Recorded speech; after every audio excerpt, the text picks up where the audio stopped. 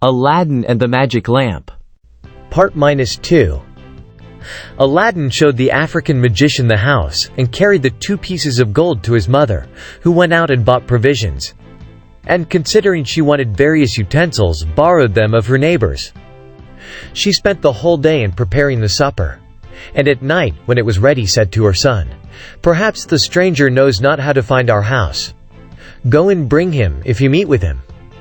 Aladdin was just ready to go when the magician knocked at the door and came in loaded with wine and all sorts of fruits, which he brought for a dessert. After he had given what he brought into Aladdin's hands, he saluted his mother and desired her to show him the place where his brother Mustafa used to sit on the sofa, and when she had done so, he fell down and kissed it several times, crying out with tears in his eyes, "My poor brother! How unhappy am I not to have come soon enough to give you one last embrace." Aladdin's mother desired him to sit down in the same place, but he declined. "No," said he, "I shall not do that, but give me leave to sit opposite to it. Although I see not the master of a family so dear to me, I may at least behold the place where he used to sit." When the magician had made choice of a place and sat down, he began to enter into discourse with Aladdin's mother. "My good sister," said he, "do not be surprised at your never having seen me all the time. You have been married to my brother Mustafa of happy memory.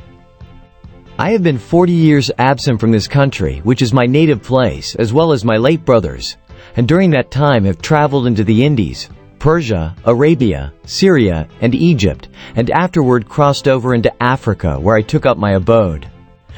At last, as it is natural for a man, I was desirous to see my native country again and to embrace my dear brother, and finding I had strength enough to undertake so long a journey, I made the necessary preparations and set out.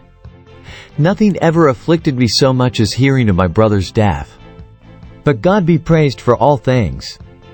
It is a comfort for me to find, as it were, my brother and a son who has his most remarkable features."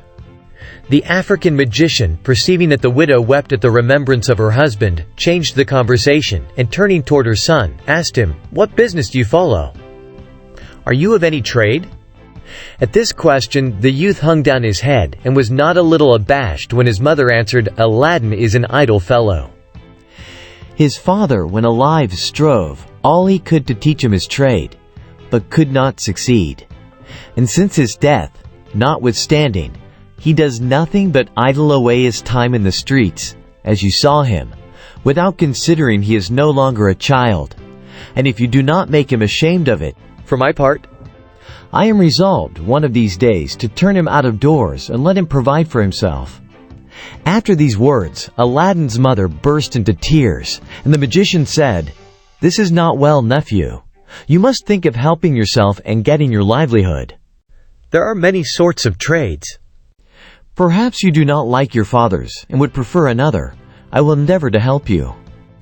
If you have no mind to learn any handicraft, I will take a shop for you, furnish it with all sorts of fine stuffs and linens, and then with the money you make of them, you can lay in fresh goods and live in an honorable way. Tell me freely what you think of my proposal. You shall always find me ready to keep my word. This plan just suited Aladdin, who hated work. He told the magician he had a greater inclination to that business than to any other, and that he should be much obliged to him for his kindness. "Well then," said the African magician, "I will carry you with me tomorrow, clothe you as handsomely as the best merchants in the city, and afterward we will open a shop, as I mentioned." The widow, after his promises of kindness to her son, no longer doubted that the magician was her husband's brother.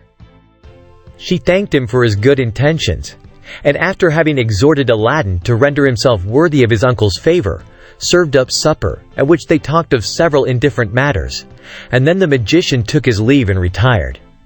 He came again the next day, as he had promised, and took Aladdin with him to a merchant, who sold all sorts of clothes for different ages and ranks ready-made, and a variety of fine stuffs, and bade Aladdin choose those he preferred, which he paid for.